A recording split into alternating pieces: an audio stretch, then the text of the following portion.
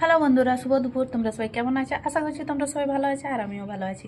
তো দেখো, আজকে দুপুরবেলা থেকে ভিডিওটা শুরু করলাম। মানে এখন বাজে 12টা 21। তো এখন রেডি হলাম, একটু বাজারে যাব। তো বাজারে কি নিচ্ছি না নিচ্ছি চলো তোমাদের সাথে পুরোটাই শেয়ার করবো। আর আজকে আমার সাথে যাবে ময়না, কারণ আজকে একটা অন্য জিনিস নেওয়ার আছে, যেটা জানি না ধরে আনতে হতেও পারে, মাটির জিনিস। তাই চলো।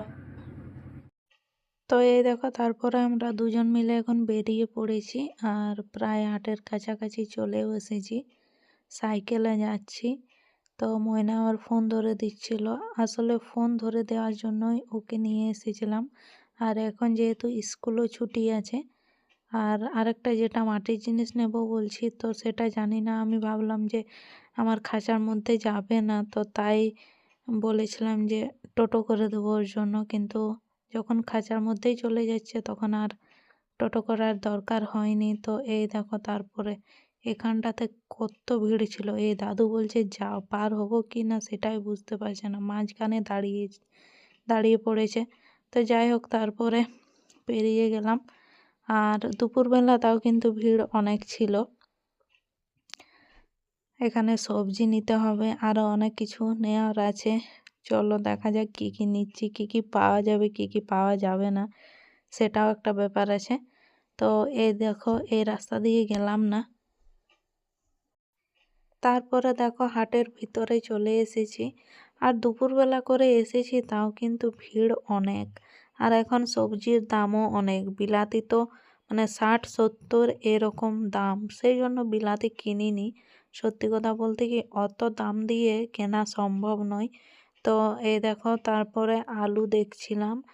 আর আলুও নতুন আলু পুরনো আলু প্রায় সেম দাম, মানে 1-2 টাকার তফাৎ। তো সেই জন্য আর ভাবছি যে পুরনো আলু নেব না। আর একবার কিন্তু নতুন আলু অভ্যেস হলে আর পুরনো আলু খেতে ইচ্ছে করে না। তো যাই হোক, দেখো নতুন আলুই এখানে আমি এখন বেছে বেছে নিয়ে নিচ্ছি। তারপরে দেখো, চলে এসেছি এদিকে মাটির জিনিস নেয়ার জন্য।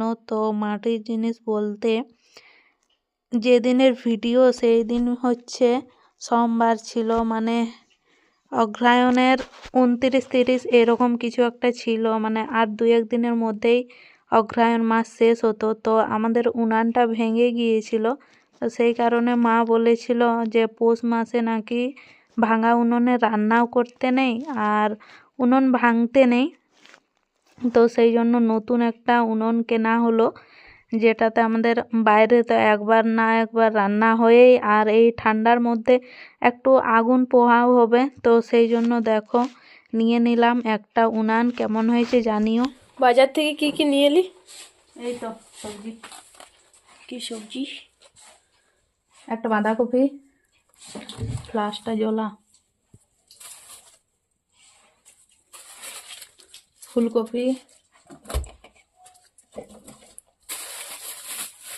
এটাতে এটার মধ্যে আছে পেঁয়াজ আর কাঁচা লঙ্কা, আচ্ছা, আদা আর আলু, নতুন আলু।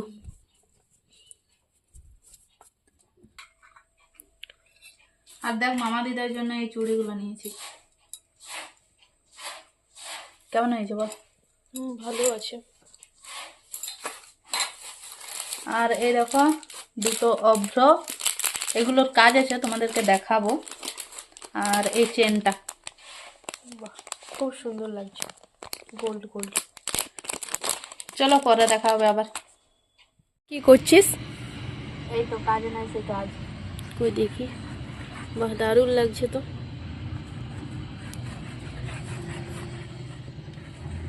কমপ্লিট হওয়ার পর দেখাবো কেমন হয়েছে। ও, এতগুলো কাজ কোথায় পারিস? আমাদের আলমারিটা ভেঙেছে, আলমারিটা ভেঙেছি, আয়নাটা। কেমন হচ্ছে বল? দারুণ। কমপ্লিট কর, তারপরে বলছি। ঠিক আছে, তবে এখন বন্ধ কর।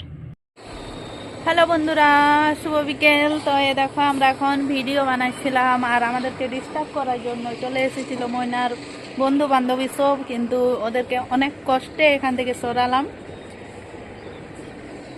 এই দেখো ডালের কৌটো নিয়ে এসেছিল আমাদের মানে ঘর থেকে, রুমের দরজা খোলা ছিল তো ওখান থেকে নিয়ে এসেছিল।